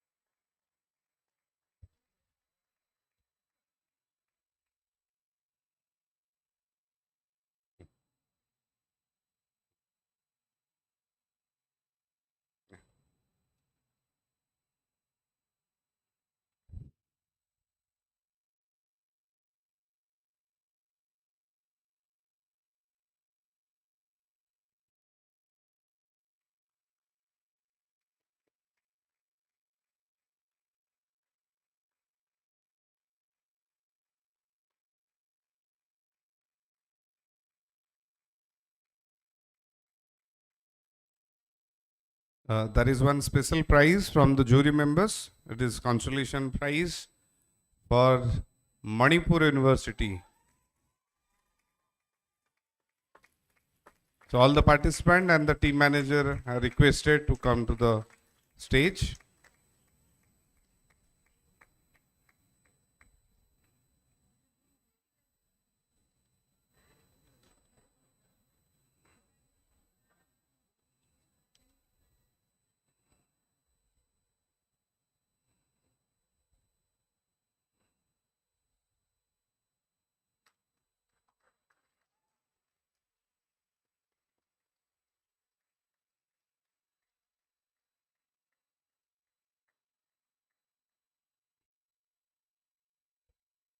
Over to you, Sakti. Sakti?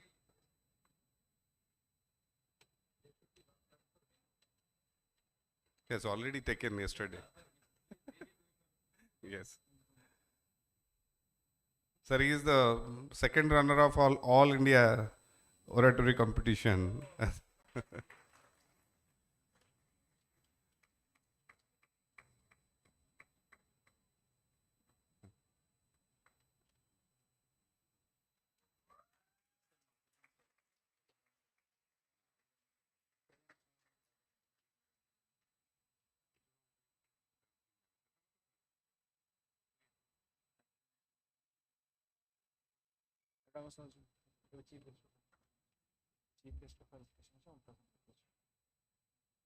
Please be there.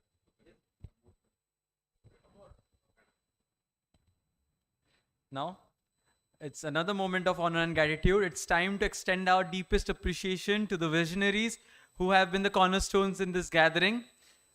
We would like to have a felicitation of our esteemed chief guest, Srimati Godhur Shirisha, Honorable Member of Legislative Assembly from Palasa, Andhra Pradesh. I would like to request Professor D.N. Rao, the Vice President of Centurion University, to kindly felicitate ma'am.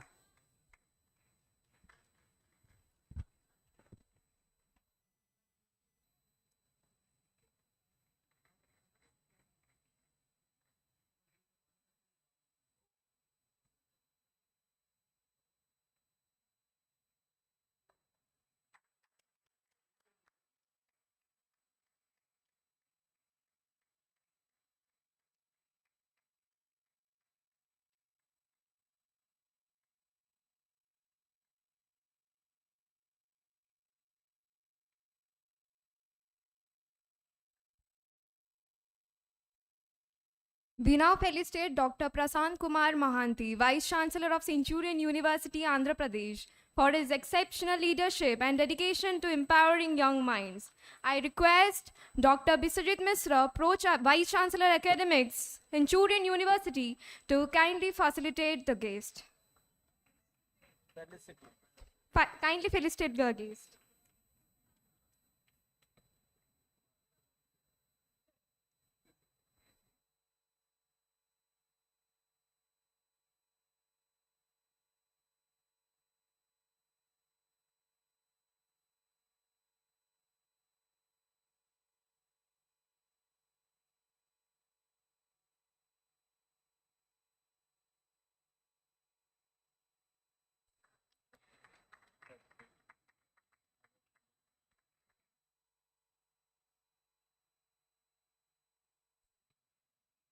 Thank you so much, everyone, for gracing your presence. Thank you so much.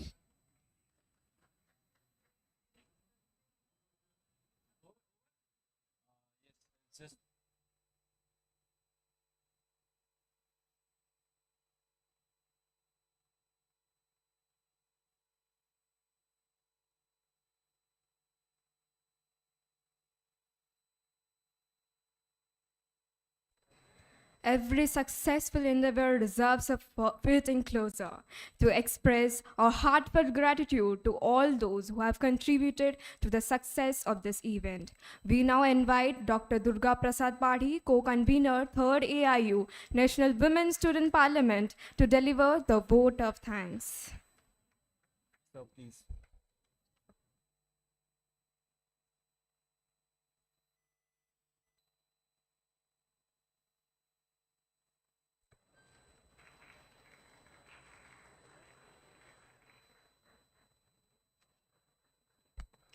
Good evening. My regards and namaskar Jai Jagannath to all the ST members present on the dais of the dais. I feel privileged to speak before you all of this and offer the vote of thanks on behalf of the host university, the fast skill university of India, Centurion University of Technology and Management, Odisha. My heartfelt gratitude and thanks to His Excellency Honorable Governor of Odisha, who has graced this occasion on his presence and his wise word.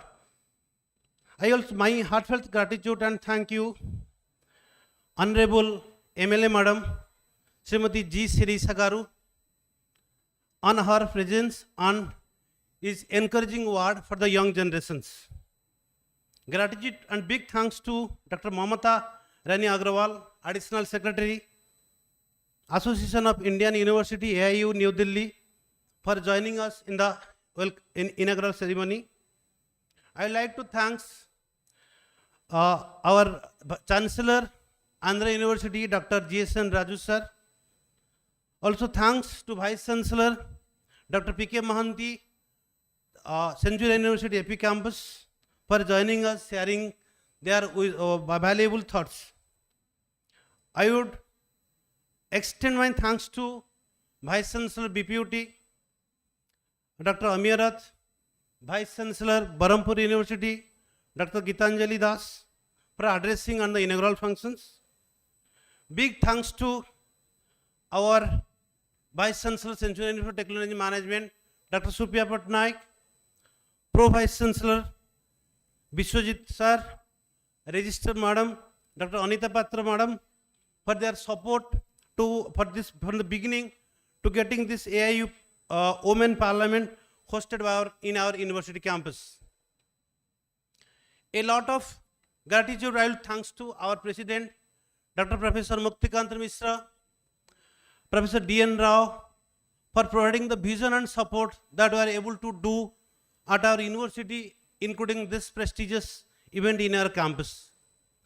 As well as we are really thankful to the AIU authorities, Dr. Binay Pathak, President of AIU, Dr. Pankaj Mittal, Secretary of AIU, who have considered our interest and requests and give us the opportunities to host this 3rd AIU National Women Parliament in our university campus. I extend my thanks to all the jury members who have taken out their times and join in this event to do the very, very difficult task to judging the performance of our participant. Instead of using the word participant, if you will allow me to use the word 100 jewels of India coming from different corners. Big thanks to the jewels. Hopefully, instead of jewel, another word you can use the future MPs and ML of our countries.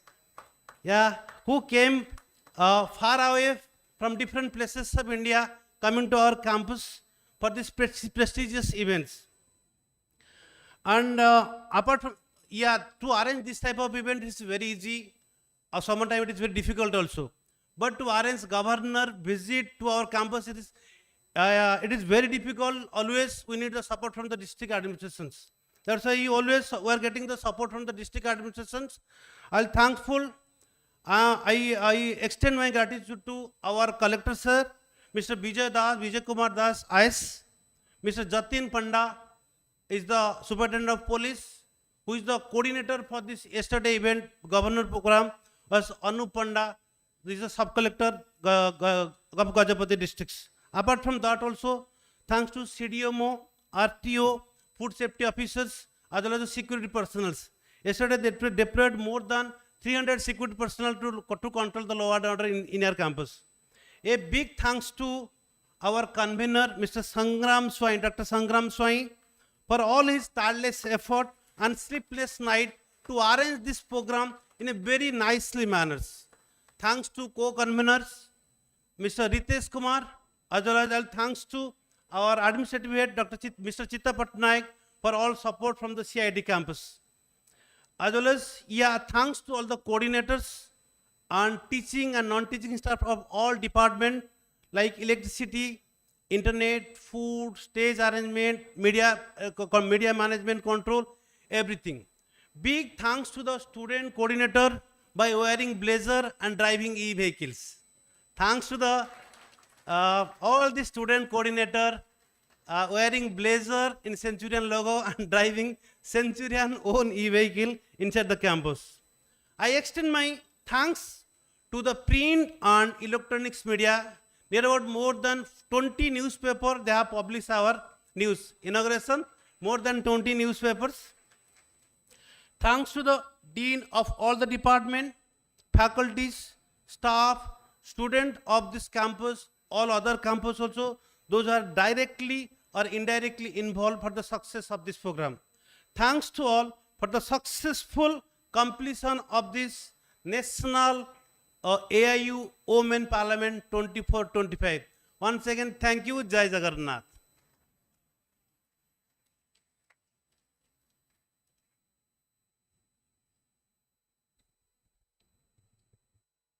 Thank you so much, sir. Now there is a revelation of what's happening for the past 4 days. Now there will be a newsletter that would be revealed. I may request.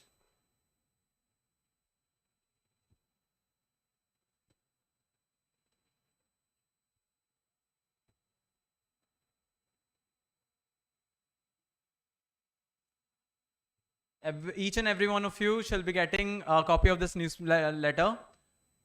For the time being, it's been revealed over the stage.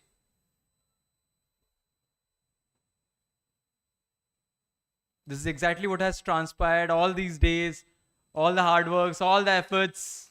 We have put our utmost efforts in ensuring every single detail is noted over here.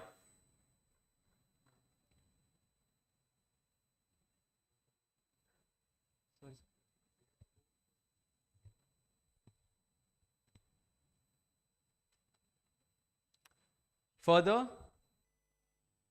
thank you so much, each and every one of you, the guests, the jury members. It was really, really honorable to have you as with us. Thank you so much, sir. Thank you so much, ma'am. Before concluding, we would also like to thank our sponsors, S&M Group and Utkal Alumina. Thank you so much for being the backbone in making the event successful. As we officially conclude this grand session, we thank each and every one of you for your unwavering participation and dedication. With this, I officially would like to close the valedictory ceremony. However, the fun doesn't stop. The story doesn't end. For this very occasion, we have prepared a rural hut near the playground. We would find tons of things to do, tons of things to explore also, be it nurseries, bakeries, or embellishments. Apart from that, we have a cultural program which would happen at 6 p.m. in here. You can go around, have your jolly mood, and proceeding that, moving further, we would have the gala dinner at 8 p.m. It was terrific hosting you guys. Thank you. Hope we meet again soon. All the best for the future. This is Shakti signing off.